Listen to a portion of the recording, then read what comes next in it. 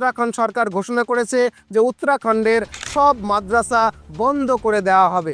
कह रहे हैं कि ये मदरसा चला रहे हैं, चला कुछ और रहे हैं। कह रहे हैं कि बच्चे जो है, जो बच्चे उसमें आए हैं या जो भी लोग उसके अंदर निवास कर रहे हैं या वो पढ़ाई के नाम पर आए हुए हैं, तालीम के नाम पर आए हुए हैं, वो काम नहीं कर रहे हैं। আর নতুন আইন অনুযায়ী ধর্মীয় শিক্ষা দিতে হলে লাগবে সরকারি অনুমোদন। এই আইন পাশ হতেই সারা দেশ জুড়ে শুরু হয়েছে বিতর্ক। প্রশ্ন উঠছে, এটা কি শিক্ষার মান উন্নয়নের জন্য করা কোনো পদক্ষেপ, নাকি সংখ্যালঘু সম্প্রদায়ের ধর্মীয় অধিকার কেড়ে নেওয়ার প্রচেষ্টা? কারণ এই সিদ্ধান্তের পেছনে রয়েছে অনেকগুলো নতুন নিয়ম, কঠোর পর্যবেক্ষণ, যেখানে প্রতিটি মাদ্রাসাকে এখন থেকে জানাতে হবে কারা শিক্ষক, কি পড়ানো হচ্ছে, টাকা পয়সা কোথা থেকে আসছে, সেই টাকা কোন খাতে কিভাবে খরচ হচ্ছে, সব কিছু। সরকার বলছে শিক্ষার আধুনিকরণের লক্ষ্যে এই পদক্ষেপ নেওয়া হয়েছে, যাতে ধর্মীয় শিক্ষার পাশাপাশি বিজ্ঞান, গণিত, ইংরেজি এবং কর্মমুখী শিক্ষাকে নিশ্চিত করা যায়। কিন্তু বিরোধীরা বলছে এটি উত্তরাখণ্ডের মুসলমানদের ধর্মীয় স্বাধীনতার ওপরে সরাসরি হস্তক্ষেপ। তাই এখন লাখ টাকার প্রশ্ন হলো যে তাহলে সত্যিটা কি? উত্তরাখণ্ড সরকার আসলে কি করতে চাইছে, কেন করতে চাইছে? এই নতুন আইন কি সত্যিই ভারতের ভবিষ্যৎ শিক্ষা ব্যবস্থাকে বদলে দেবে, নাকি মুসলমানদের ধর্মীয় স্বাধীনতার ওপরে সরাসরি হস্তক্ষেপ করার জন্যই এই আইন আনা হয়েছে? ভাই, minority educational institution regulation act বা সংখ্যালঘু শিক্ষা প্রতিষ্ঠান নিয়ন্ত্রণ আইনের বেশ কিছু সংশোধনী আইন এনেছে। নতুন এই সংশোধিত আইনে সরকার বলেছে এখন থেকে ধর্মীয় শিক্ষা দিতে হলে রাজ্যের সব মাদ্রাসাকে নতুনভাবে গঠিত একটা সরকারি কর্তৃপক্ষের কাছ থেকে অনুমোদন নিতে হবে। অর্থাৎ যদি তারা মাদ্রাসায় ধর্মীয় শিক্ষা চালিয়ে যেতে চায়, তবে আগে সরকারি কর্তৃপক্ষের কাছ থেকে অনুমতি নিয়ে তবেই সেটা চালানো যাবে। নতুন এই আইনে বলা হয়েছে 1 জুলাই 2026 থেকে উত্তরাখণ্ড রাজ্যের মাদ্রাসা বোর্ডকে বাতিল করা হচ্ছে, তার জায়গায় নতুন করে বোর্ড গঠিত হবে। এখন প্রশ্ন হলো, এতদিন পর এখন হঠাৎ করে এই আইন কেন আনা হলো? দেখুন, সরকার বলেছে যে নতুন এই সংশোধিত আইন আনা হয়েছে রাজ্যের শিক্ষা ব্যবস্থার সার্বিক উন্নয়নের জন্য। নতুন এই ব্যবস্থার মূল লক্ষ্য হচ্ছে, এক, রাজ্যের সব শিক্ষা প্রতিষ্ঠানগুলোর মধ্যে সমতা বজায় রাখা, মানে রাজ্যের সব শিক্ষা প্রতিষ্ঠানগুলোকে একই সিলেবাস, একই পাঠ্যক্রম এবং একই বোর্ডের আওতায় আনা। সারা রাজ্যে একই রকমের আধুনিক এবং বিজ্ঞানসম্মত সিলেবাস প্রণয়ন করে ভেদভাব দূর করা, মানে ধর্মভেদে সিলেবাস যেন আলাদা আলাদা না হয় সেটাকে নিশ্চিত করা। 3, শিক্ষার প্রতি সরকারের দায়বদ্ধতাকে নিশ্চিত করা, মানে শিক্ষকদের যোগ্যতা, নিয়োগের পদ্ধতি, অর্থ ব্যবস্থাপনা, ব্যাংক অ্যাকাউন্টের লেনদেনে সম্পূর্ণভাবে স্বচ্ছতা আনা। উত্তরাখণ্ড সরকার আরও বলেছে যে অনেক মাদ্রাসায় শিশুদের শুধুমাত্র ধর্মীয় শিক্ষা দেওয়া হচ্ছিল, কিন্তু তাদের ভবিষ্যতের জন্য বিজ্ঞান, গণিত, ইংরেজি বা কর্মসংস্থান ভিত্তিক শিক্ষা দেওয়া হচ্ছিল না। ফলে তারা আধুনিক প্রতিযোগিতামূলক পরীক্ষায় অংশ নিতে বা চাকরির যোগ্যতা অর্জন করতে পারছিল না। আর এজন্যই, অর্থাৎ মাদ্রাসা পড়ুয়া ছাত্রছাত্রীদের ভবিষ্যতের কথা ভেবেই এই নতুন সংশোধিত আইন আনা হয়েছে।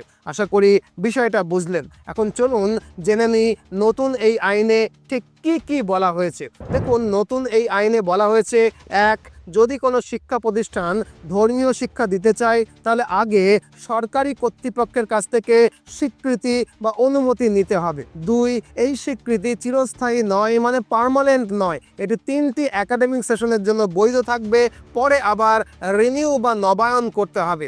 3, যে মাদ্রাসা স্বীকৃতি নেবে না তারা ধর্মীয় শিক্ষা দিতে পারবে না।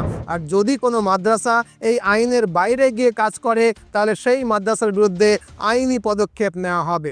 এখানে আরও একটা বড় পরিবর্তন হলো, মাদ্রাসাতে শিক্ষকদের নিয়োগ প্রক্রিয়া এখন থেকে সংখ্যালঘু শিক্ষা পরিষদ কর্তৃক নির্ধারিত যোগ্যতার ভিত্তিতেই হবে, যেরকমটা ওয়েস্ট বেঙ্গলে হয়। কারণ অনেক ক্ষেত্রেই দেখা গেছে যে অনেক শিক্ষকের শুধুমাত্র ধর্মীয় জ্ঞান রয়েছে, কিন্তু আধুনিক শিক্ষার প্রয়োজনীয় জ্ঞান একেবারেই নেই।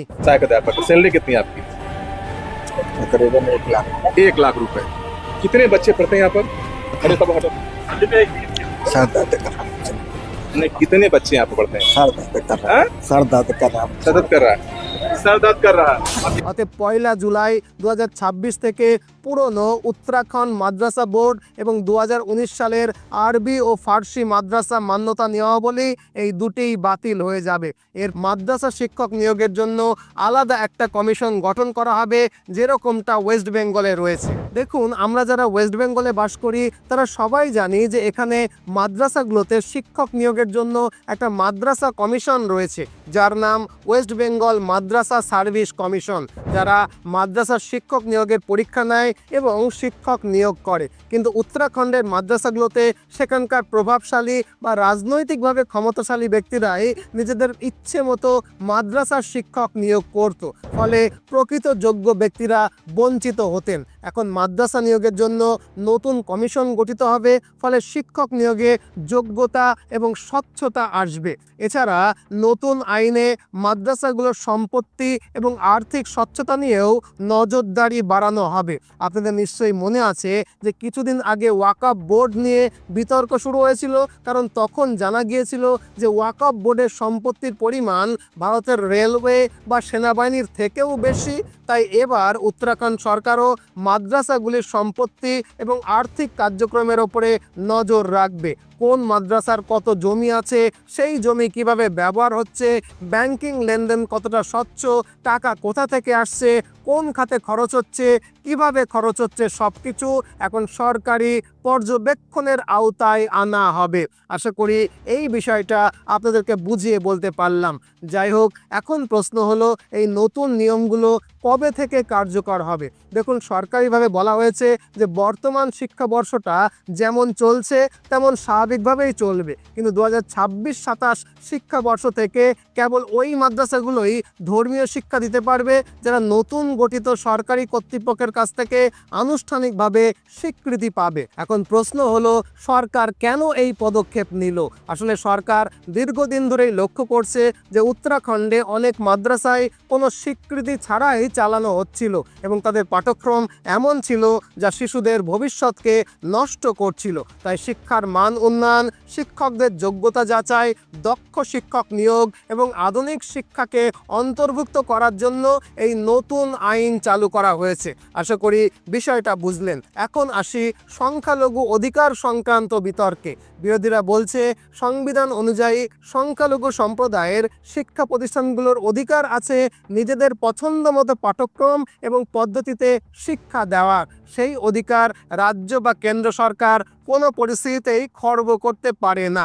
তাই সমালোচকদের মতে এই পদক্ষেপটা ধর্মীয় স্বাধীনতার উপরে সরাসরি হস্তক্ষেপ, তাই সরকার এটা করতে পারে না। তবে সমর্থকদের যুক্তি হলো শিক্ষার গুণগত মান ঠিক করা, যুগ উপযোগী বিজ্ঞানসম্মত পাঠ্যক্রম প্রণয়ন করা এবং যোগ্য শিক্ষক নিয়োগ করাটা রাজ্যের সাংবিধানিক দায়িত্ব।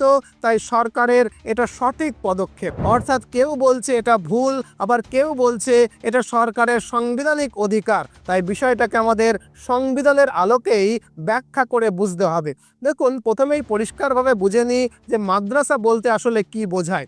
মাদ্রাসা শব্দটা এসেছে আরবি শব্দ দারাস থেকে, যার অর্থ শিক্ষাদান বা পাঠদান করা। অর্থাৎ মাদ্রাসার মূল উদ্দেশ্য ছিল ইসলামী ধর্মীয় শিক্ষা প্রদান করা, যেমন কুরআন, হাদিস, ফিকহ প্রভৃতি ধর্মীয় বিষয় শেখানো। তবে সময়ের সঙ্গে সঙ্গে মাদ্রাসা শিক্ষা ব্যবস্থাতেও পরিবর্তন এসেছে। আজকের দিনে কিছু কিছু মাদ্রাসায় শুধুমাত্র ধর্মীয় শিক্ষা নয়, গণিত, বিজ্ঞান, ভাষা এবং আধুনিক বিষয়ও পড়ানো হয়, যা নিঃসন্দেহে একটা ইতিবাচক এবং প্রশংসনীয় উদ্যোগ। কিন্তু সব মাদ্রাসায় কিন্তু এটা হয় না। ইতিহাসের দিকে তাকালে দেখা যায় 7ম থেকে 8ম শতাব্দীর মধ্যে ইসলামী জগতে প্রথম মাদ্রাসা শিক্ষা ব্যবস্থার বিকাশ ঘটে। ভারতে এই ধারার সূচনা হয় দিল্লির সুলতান এবং মোগল আমলে। সেই সময়ের কিছু প্রসিদ্ধ মাদ্রাসার মধ্যে ছিল দিল্লির হাসনিয়া মাদ্রাসা, বাংলার দারুল উলুম। এগুলি একাধিকবার আলোচনার কেন্দ্রে এসেছে। ব্রিটিশ শাসন আমলে মানে 1900 দশকে মাদ্রাসাগুলিকে প্রথম সরকারিভাবে স্বীকৃতি দেওয়া হয়। এরপরে 1947 সালে দেশ স্বাধীন হলে এবং 1950 সালে দেশের সংবিধান লাগু হলে ভারতের সংবিধানের অনুচ্ছেদ 30 বা আর্টিকেল 30-তে সংখ্যালঘু সম্প্রদায়ের শিক্ষা প্রতিষ্ঠানগুলোকে বিশেষ সাংবিধানিক সুরক্ষা এবং অধিকার প্রদান করা হয়।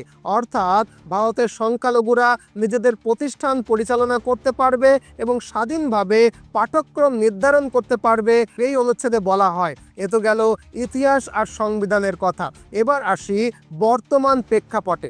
সরকারি তথ্য অনুযায়ী বর্তমান ভারতে 14,000 থেকে 15,000 সরকার স্বীকৃত মাদ্রাসা রয়েছে, যেখানে সরকারের নির্দেশিত পাঠ্যক্রম মেনেই পঠন পাঠন চলে। মাদ্রাসার শিক্ষকরাও সরকারের কাছ থেকেই বেতন পায়। কিন্তু মুশকিল হলো এই 14-15 হাজারের বাইরে হাজার হাজার মাদ্রাসা আছে যেগুলোর কোনো সরকারি স্বীকৃতি নেই। এখানে ইচ্ছে মতো পাঠ্যক্রম তৈরি করা হয়, ইচ্ছে মতো শিক্ষক নিয়োগ করা হয় এবং এই শিক্ষকেরা সরকারের কাছ থেকে বেতনও পায় না এবং মাদ্রাসাগুলো সরকারি অনুদানও পায় না। আর সরকারের মূল লক্ষ্যই হলো এই অস্বীকৃত বা আনরিকগনাইজ মাদ্রাসাগুলোর কার্যক্রমকে নিয়ন্ত্রণ করা, দরকারে বন্ধ করে দেওয়া। আই রিপিট, কেবলমাত্র অস্বীকৃত বা আনরিকগনাইজড মাদ্রাসাগুলোকে বন্ধ করা বা নিয়ন্ত্রণ করাটাই উত্তরাখণ্ড সরকারের উদ্দেশ্য।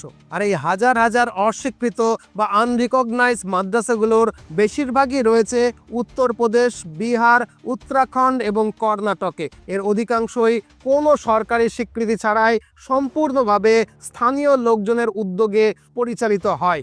সরকারের মূল টার্গেট হলো এই হাজার হাজার অস্বীকৃত বা আনরিকগনাইজড মাদ্রাসাগুলোকে নিয়ন্ত্রণ করা বা দরকারে বন্ধ করে দেওয়া। এখন প্রশ্ন হলো, এই আনরিকগনাইজড মাদ্রাসাগুলোকে সরকার চাইলেই বন্ধ করতে পারে কিনা? দেখুন, ভারতের সংবিধানের 30 নম্বর অনুচ্ছেদ অনুযায়ী সংখ্যালঘু সম্প্রদায়ের নিজস্ব শিক্ষা প্রতিষ্ঠান স্থাপন এবং পরিচালনার অধিকার রয়েছে। তবে 29 নম্বর অনুচ্ছেদে মানে আর্টিকেল 29-এ বলা আছে সরকার চাইলে এই মাদ্রাসাগুলোকে নিয়ন্ত্রণ করতে পারে। যেমন পশ্চিমবঙ্গের মাদ্রাসাগুলো সম্পূর্ণভাবে সরকারের নিয়ন্ত্রণে চলে। এই মাদ্রাসাগুলোকে পশ্চিমবঙ্গ সরকারের পাঠ্যক্রম মেনে পড়াশোনা চালাতে হয়। আবার এই মাদ্রাসাগুলোর শিক্ষকদের বেতনও পশ্চিমবঙ্গ সরকারই দেয়। তাছাড়া পশ্চিমবঙ্গে ওয়েস্ট বেঙ্গল মাদ্রাসা সার্ভিস কমিশন রয়েছে, যারা মাদ্রাসার শিক্ষক নিয়োগের পরীক্ষা নেয় এবং মাদ্রাসায় শিক্ষক নিয়োগ করে। আর এবার উত্তরাখণ্ড সরকার ঠিক এই কাজগুলোই তাদের রাজ্যে করতে চাইছে। আশা করি বিষয়টা বোঝা গেল। উত্তরাখণ্ড সরকার চাইছে উত্তরাখণ্ডের সরকারি স্কুলগুলোতে যে পাঠ্যক্রমে পড়াশোনা হয় মাদ্রাসাগুলোতেও সেই পাঠ্যক্রমে পড়াশোনা হোক।